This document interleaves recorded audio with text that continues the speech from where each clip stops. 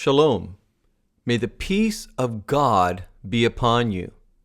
I would like to start off with a scripture from the Complete Jewish Bible, Psalm 19, verses 8 and 9. The Torah of Adonai is perfect, restoring the inner person. The instruction of Adonai is sure, making wise the thoughtless. The precepts of Adonai are right, rejoicing the heart.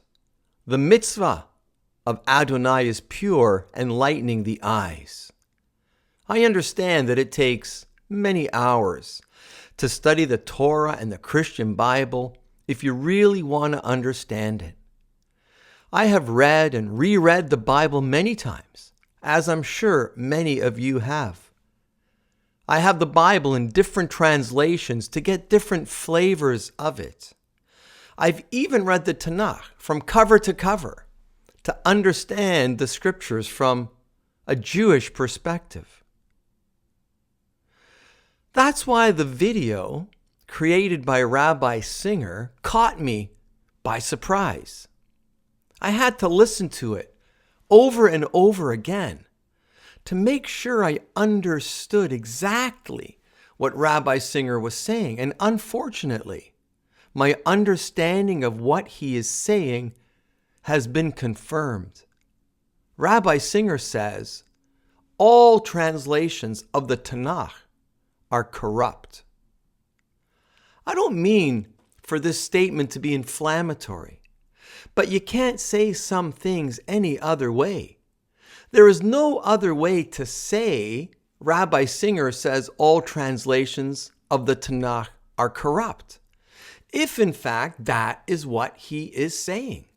And as you will see and hear, that's exactly what he's saying. We are going to take a look at what Rabbi Singer says in his video, Muslim Challenges Rabbi Tovia Singer on Christian Doctrine. You are going to see and hear that Rabbi Singer thinks every translation of the Tanakh and the Christian Bible are corrupt. Therefore, Rabbi Singer believes that all the Tanakhs in all the synagogues around the world, every single translation, is corrupt. By extension, if you read your Tanakh, or if you're a Christian and you read your Christian Bible, you are being corrupted. You will hear it for yourself from Rabbi Singer.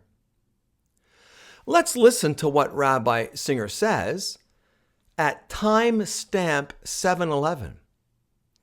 And you can see the text of what he says on the screen. And if someone is appealing to a translation rather than the original Hebrew text, what they're saying is the original Hebrew text has been corrupted. What Rabbi Singer is saying is that there are two types of texts in his opinion. We have what he calls the original Hebrew text, and we have what he calls a translation. I would like you to understand that I am not putting words into his mouth. That is why I am playing his recordings and even going through the trouble of writing some of them out for you. That way, you can see that what I'm telling you is what Rabbi Singer is saying. Rabbi Singer is saying there are two types of biblical texts: the original Hebrew texts and translations that are corrupt. And that anyone who uses a translation believes the original Hebrew text is corrupt. He said it himself. So, if you're reading a Tanakh in English, Rabbi Singer says you believe the original Hebrew text is corrupt. If you are reading a Bible in English, Rabbi Singer says you believe the original Hebrew text is corrupt. If you are reading a Torah in Arabic, Rabbi Singer says you believe the original Hebrew text is corrupt. If you're reading a Bible in Japanese, Rabbi Singer says you believe the original Hebrew text is corrupt. You get the idea. Rabbi Singer does not approve of anyone reading any other biblical text than the original Hebrew text. I don't believe Rabbi Singer is being objective here. I believe he is biased. I know that every other scholar and rabbi and Christian leader doesn't agree with Rabbi Singer. Rabbi Singer goes on further to say that it is impossible to translate Hebrew into English because the languages are so different. Rabbi Singer is saying that it is impossible to translate good morning from Hebrew into English. He's saying that it's impossible to translate the car is red from Hebrew into English. How absurd. Let's hear it from his own mouth. They're commentaries because Hebrew and English are two languages that are entirely different. They come from two different families of languages. They have no relationship at all. The United Nations has translators that translate from Hebrew into English. Children often translate what their Hebrew-speaking parents are saying into English, say if they're at the doctor's office. It doesn't make any sense to say that translations are corrupt. Biblical scholars have translated biblical Hebrew into modern Hebrew, and synagogues use modern Hebrew Torahs every day. But Rabbi Singer is saying those translations are corrupt. He's basically calling every rabbi who uses a modern Hebrew Torah a false teacher, someone who's teaching corrupt values. And if you believe what a translation says, what are you? A pagan? An unbeliever? Here's a skill testing question. Is Rabbi Singer saying that every translation in the world is corrupt? A, yes. Every translation in the world is corrupt. B, no. Every translation in the world is not corrupt. Or C, he is saying some translations are corrupt and some are not. If you answered A, you are correct. Yes, Rabbi Singer is saying that every translation of the Torah in existence, in any language, is corrupt. Rabbi Singer is saying that every Christian Bible in every single language that it has been translated into is corrupt. But don't take my word for what he's saying. Let's hear it from his own mouth. So all translations are a commentary. Then you have on top of that complete corruption. Not only is he saying translations are a commentary, but in his own words, he's saying they are completely corrupt. Here's another skill testing question. If there are 300 translations in the world, how many of them can be relied on? A, 300 times 0 equals 0. B, 300 times 1 equals 300. According to Rabbi Singer, the answer is A, 0. No translation can be relied upon. You cannot understand what God is saying if you read a translation. So I guess, and I'm only guessing here, Rabbi Singer would like you to get rid of any translation of the Bible or Torah that you have in your possession because you're being corrupted. And for thousands of years, both Jews and Christians have been following corrupt books.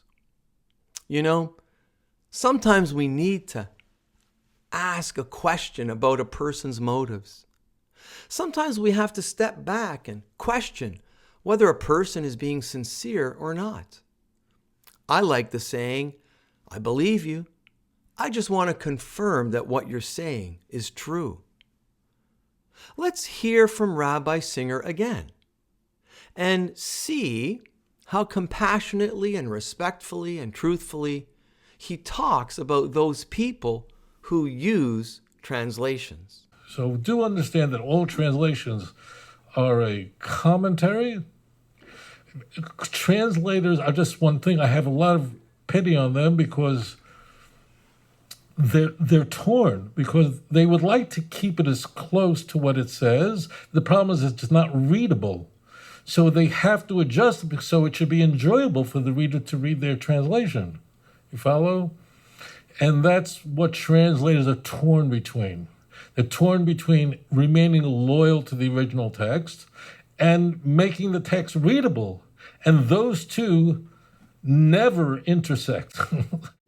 He says he feels pity for translators. He feels for them. But what is odd is that when we see him speaking about the translators, it looks like he's laughing at them.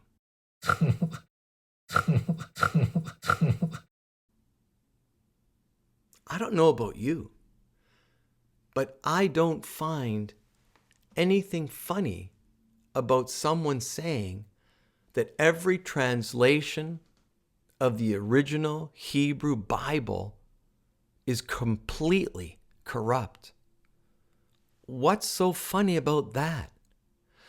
Why would anyone want to make fun of those Jewish scholars who have translated the original Hebrew into modern Hebrew, or into English, or into Indonesian?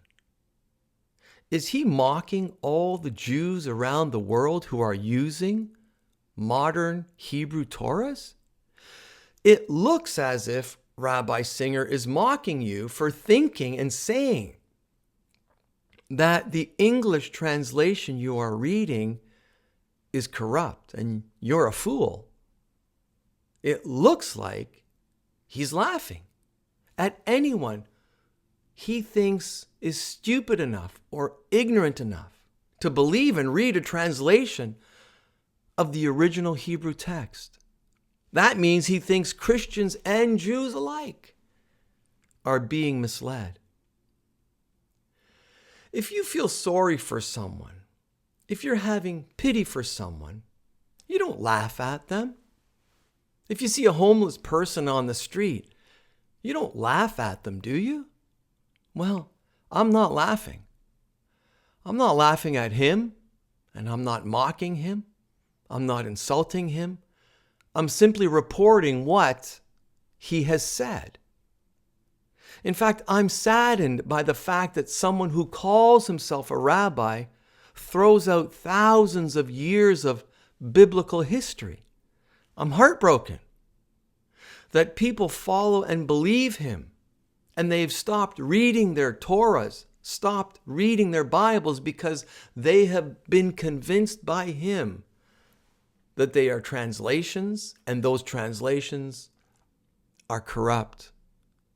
Maybe I'm feeling what King Solomon meant when he said, to increase learning is to increase heartache. And I do have a sadness and an ache in my heart for those of you who have fallen prey to what his words have been saying. In very many ways, you have been poisoned by what he has said. If you believe translations from the original Hebrew text are completely corrupt, they are not. You can read them with confidence. They are the true words of God. In other words, you don't need Rabbi Singer to tell you what the Tanakh or the Christian Bible means. All you need to do is read it for yourself.